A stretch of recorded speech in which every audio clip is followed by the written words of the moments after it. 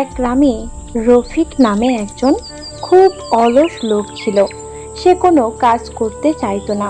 সারাদিন গাছের নিচে বসে থাকতো আর বলতো। একদিন আমিও অনেক ধনী হব। একদিন তার পাশের বাড়ির করিম বলল। রফিক, কাজ না করলে ধনী হবে কিভাবে? রফিক উত্তর দিল। ভাগ্য ভালো হলে এমনিই ধনী হওয়া যায়।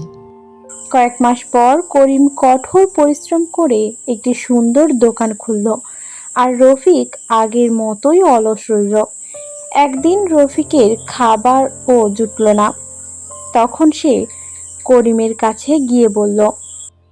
বন্ধু, আমিও বুঝছি, শুধু স্বপ্ন দেখলেই হয় না, পরিশ্রমও করতে হয়। করিম হাসতে হাসতে বলল। যে আজ কাজ শুরু করে তার জন্য কাল সফলতা অপেক্ষা করে।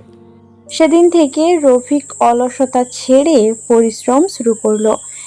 কিছুদিনের মধ্যে সেও ভালোভাবে জীবনযাপন করতে লাগলো। অলসতা মানুষকে পিছিয়ে দেয়, আর পরিশ্রম সফলতার পথ।